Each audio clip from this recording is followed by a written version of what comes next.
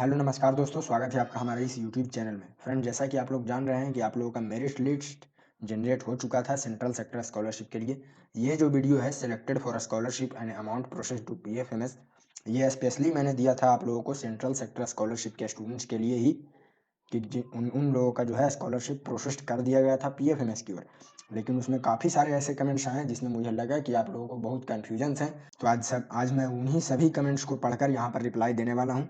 हालांकि एक एक करके तो मैं नहीं पढ़ूंगा मैं सभी का कमेंट्स, लेकिन जो मेन कमेंट्स हैं जो कि आप लोगों को ज़रूरत है जानने की, वो मैं आज बताने की कोशिश करूँगा, जिसमें आपके सारे डाउट्स जो हैं वो क्लियर हो जाएंगे, आई होप।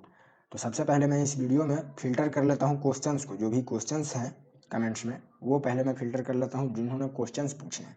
जैसे कि बहुत सारे इसमें क्वेश्चंस है, जैसे कुछ लोग कह रहे हैं कि मेरा रिजेक्टेड कर दिया गया है एजेंसी से, तो हम क्या कर सकते हैं।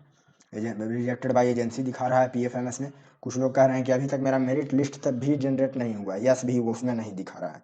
पीएफएमएस में तो पहुंचने का दूर बात है, लेकिन यस भी अभी मेरिट लिस्ट में नहीं हुआ है। तो उन्हीं सभी को मैं यहाँ बताने वाला हूँ कि किस स्थिति में आप क्या कर पाएंगे। तो सबसे पहले आप जान लें कि ये भी जो मैं बता रहा हूँ सेंट्रल सेक्टर स्कॉलरशिप के लिए ही बता रहा हूँ। अब सेंट्रल सेक्टर स्कॉलरशिप कौन सी स्कॉलरशिप है, ये मैंने पहले ही बना दिया है वीडियोज़। अगर देखना चाहते हैं, एलिजिबिलिटी जानना चाहते हैं, तो वो आप जान सकते हैं उसके गाइडलाइंस को पढ़कर। आप गाइडलाइंस यहाँ पर देख लें। मैंने यहाँ पर जो भी वीडियो दिया था वो सेंट्रल सेक्टर स्कॉलरशिप में आएंगे, यहाँ सेंट्रल स्कीम में, देन यहाँ डिपार्टमेंट ऑफ हायर एजुकेशन में, और देन इस गाइडलाइंस के अनुसार मैंने वो वीडियो दिया था। इस गाइडलाइंस में था क्या कि जो भी ग्रेजुएशन कर रहे हैं, यानी कि 12th के बाद जिन लोगों ने भी बेहतर नंबर लाए थे अपने अपने बोर्ड स्टेट लेवल पे या फिर सेंट्रल लेवल पे, जो कि टॉप 1% में कैंडिडेट्स आते हैं, उन लोगों के लिए ही अप्लाई करना था। उन्हीं लोगों को 10,000 रुपया ये मिलता। तो उसमें काफ़ी सारे लोग कंफ्यूज थे कि मेरा में सिर्फ 6,000 शो हो रहा है। भाई, आप लोग सिर्फ ये देख रहे हैं कि आपने एनएसपी पे अप्लाई किया, ये नहीं देख रहे हैं कि आपने कौन सी स्कीम अप्लाई की है। यहाँ पर ढेर सारे स्कीम्स है, जैसे देख सकते हैं सेंट्रल के अंदर ही इतने सारे स्कीम्स हैं। अब आपका कौन सा स्कीम है ये मुझे कैसे पता है कि कितना होना चाहिए। आपको अगर जानना है तो आप सिंपली देखें अपने फॉर्म में कि आपने कौन सा स्कीम अप्लाई किया है, और उस स्कीम का आप सिंपली गाइडलाइंस को डाउनलोड कर लें और गाइडलाइंस को पढ़ लें। गाइडलाइंस में लिखी हुई होगी कि कितना पेमेंट आपको मिलना है और कितने सालों तक मिलना है, उसका क्या क्राइटेरिया है। तो ये बात आपकी मेन कन्फ्यूजन तो दूर हो गई कि किनका 6 दिख रहा है, किन्हीं का 2 दिख रहा है, किन्हीं का 10 दिख रहा है। तो उसका तो मेन झंझट आप लोगों को समझ में आ गया होगा। आप अपना गाइडलाइंस देख लेंगे, अपना स्कीम देख लेंगे फॉर्म में कि कौन सी स्कीम के लिए आपने अप्लाई किया था, और उसका गाइडलाइंस आप डाउनलोड कर लें। गाइडलाइंस डाउनलोड करके उसमें चेक कर लें कि कितना आपको अमाउंट मिलना है, वो अगर सही शो कर रहा है या नहीं। अगर अब इसी में आते हैं, कुछ लोग कह रहे हैं कि मेरा सिर्फ और सिर्फ स्टेट बोर्ड लेवल वेरिफिकेशन तक ही फाइनल किया गया है, मेरिट लिस्ट भी जनरेट नहीं हुई है। तो भाई वो काम स्लो है थोड़ा सा। आप सिंपली एनएसपी से बात कर लें, क्योंकि मेरे पास कोई ऐसा आईडी है नहीं जिनके बिहाफ पर मैं बात कर सकूं एनएसपी से। अगर मैं चाहूं तो खुद भी मैं एनएसपी से बात कर सकता हूं, ईमेल के थ्रू या फिर मोबाइल नंबर के थ्रू डायरेक्ट फ़ोन पे। लेकिन अगर जब मैं बात करूंगा और उस वक्त उन्होंने अगर मांग लिया मेरे से एप्लीकेशन आईडी कि जिसमें ऐसा शो कर रहा है कि मेरिट लिस्ट जनरेटेड नहीं है, उसका एप्लीकेशन आईडी नंबर दीजिए, तो मैं कहाँ से दूंगा। इस वजह से मैं इसके लिए बात नहीं कर पा रहा हूँ। अगर आप में से कोई ऐसे हैं जो अपना एप्लीकेशन आईडी नंबर मेरे साथ शेयर करना चाहेंगे, तो मैं उनके बिहाफ पर एनएसपी से बात करूंगा और फिर आप लोगों को परफेक्ट सॉल्यूशन दे पाऊंगा। आप में से अगर कोई ऐसे हैं तो मुझे टेलीग्राम पे मैसेज कर सकते हैं। टेलीग्राम का आपको यहाँ आईडी शो हो रहा होगा। पीएफएमएस में रिजेक्टेड बाई एजेंसी आ रहा है, क्या करना होगा। अब इसमें आपको बात करनी पड़ेगी एजेंसी से। एक बात यहाँ और ध्यान रखेंगे कि आपने अगर क्राइटेरिया से हटके अप्लाई किया होगा तो रिजेक्ट तो आप होना ही है, रिजेक्ट तो आपको करेगी। अगर एजेंसी ने रिजेक्ट किया है, इसका मतलब है कि आपने या तो क्राइटेरिया से हटकर अप्लाई किया होगा, आपने क्राइटेरिया को ध्यान नहीं दिया होगा सेंट्रल सेक्टर स्कॉलरशिप में, या जिस भी स्कीम में आपने अप्लाई किया उसके क्राइटेरिया को आप देख लें, गाइडलाइंस को देख लें, सही है तो आप फिर पीएफएमएस पर नंबर दी गई है उस पर बात कर सकते हैं, या एनएसपी से भी बात कर सकते हैं। रिजेक्टेड अगर लिखा हुआ है तो आप परेशानी में हैं। आप एक बार अपना अकाउंट भी चेक कर लें, क्योंकि रिजेक्टेड अगर पीएफएमएस से किया गया है तो ये भी हो सकता है कि आपका अकाउंट सही स्थिति में नहीं पाया गया, इनएक्टिव पाया गया होगा, इसलिए रिजेक्ट भी कर दिया जाता है।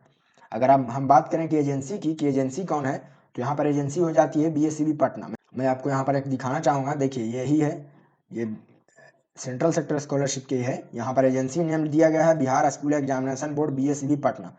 तो यहाँ पर मेन बात यही आ जाती है कि एजेंसी के द्वारा रिजेक्ट किया गया है, बिहार बोर्ड के द्वारा रिजेक्ट किया गया है।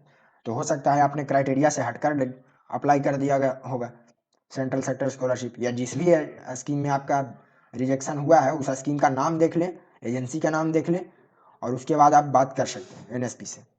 PFMS पे भी आपको नंबर शो हो जाएगा। अगर नहीं नंबर आपसे मिल पाता है तो आप कमेंट कीजिएगा, मैं नीचे कमेंट में उनका जवाब दे दूंगा। मेरा 18-19 का एप्लीकेशन मेरिट लिस्ट में सेलेक्टेड हो चुका है और PFMS में पेमेंट प्रोसेसिंग विथ एजेंसी दिखा रहा है 5 मंथ से, कब तक आएगा तो इसका कोई गारंटी नहीं है। अगर मैं आप साफ तौर पर अगर मैं कहूँ कि कब तक आएगा, ये जो क्वेश्चन है ना, ये बहुत बड़ा क्वेश्चन है। जितना छोटा ये लग रहा है कब तक पैसा मिल जाएगा, ये उतना आसान है नहीं। PFMS में दिखाने का मतलब ये नहीं है कि आपको 1 दिन में आ जाएगी या 1 महीने में आ जाएगी, कोई उसका जवाब नहीं दे सकता है। सिंपली कहूँ, कुछ लोग ऐसे हैं जो समझते हैं कि PFMS शो कर रहा है तो ज़्यादा से ज़्यादा 1 महीना लगेगा, लेकिन उनको मैं दिखाना चाहूँगा। आप यहाँ पर कमेंट्स पढ़ सकते हैं, 5 महीना से अटका हुआ है। इनका होगा क्या, under processing with bank CBS लिखा हुआ आ रहा होगा। CBS का कोई गारंटी नहीं है कि वो 1 महीना लगेंगे या 5 महीना लगेंगे।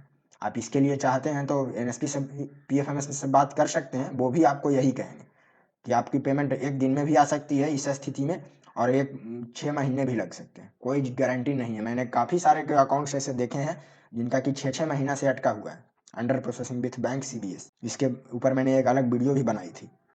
18-19 का बैंक अकाउंट वेरिफिकेशन नहीं हुआ है अभी तक। तो ये स्टेट स्कीम्स की बात होगी। स्टेट स्कीम्स में एक काफ़ी पीछे चलते हैं, इसका कोई गारंटी नहीं है। हालांकि काफ़ी जगह पर ऐसा देखा गया है कि ये प्रोसेस पूरी की नहीं जाती है। स्टेट स्कीम्स में अकाउंट वेरिफिकेशन किया भी नहीं जाएगा और आपके अकाउंट में पैसा भी भेज दिया जाता है। इसमें मेरिट लिस्ट जनरेट जल्दी नहीं की जाती है। मेरा 2017 में एक पेमेंट था जो कि NSP में पूरा प्रोसेस कंप्लीट भी नहीं हुआ, लेकिन अकाउंट में पैसा आ चुका है। तो आप एक बार अकाउंट भी ज़रूर चेक कर लें। मेरा अंडर प्रोसेसिंग विथ मिनिस्ट्री है, स्कॉलरशिप आएगी क्या? तो अंडर प्रोसेसिंग विथ मिनिस्ट्री, सबसे पहले आपका जो है अकाउंट जाएगा PFMS में, जब शो करेगी सबसे पहले आपका दिखाएगा अंडर प्रोसेसिंग विथ एजेंसी, और देन आपका होता है under processing with ministry. Agency पहले आपका वेरीफाई करती है कि हाँ आपका नाम टॉप 1% में आता है या नहीं। सेंट्रल स्कॉलरशिप के लिए मैं बात कर रहा हूँ, सेंट्रल स्कीम के लिए वो वेरीफाई करेगी टॉप 1% में आप आते हैं या नहीं। अगर आते हैं तो वो क्लियरेंस देगी, तो फिर मिनिस्ट्री के पास जाएगी। मिनिस्ट्री बोले तो यहाँ पर देख सकते हैं आप, डिपार्टमेंट ऑफ हायर एजुकेशन, इस मिनिस्ट्री के पास पहुँचेगी, फिर ये क्लियरेंस देगी।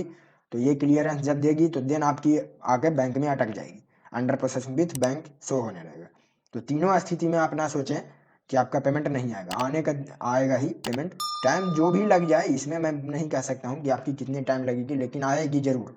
हाँ, जिनका रिजेक्टेड दिखा रहा है, rejected by agency, rejected by ministry, rejected by bank, उसमें आपको परेशानी है। आप उसके लिए आप PFMS से बात कर लें, NSP से बात कर लें अपने स्तर पर। अगर रिजेक्टेड बाय बैंक दिखा रहा है तब तो आप समझ जाइए कि बैंक में ही गड़बड़ी है।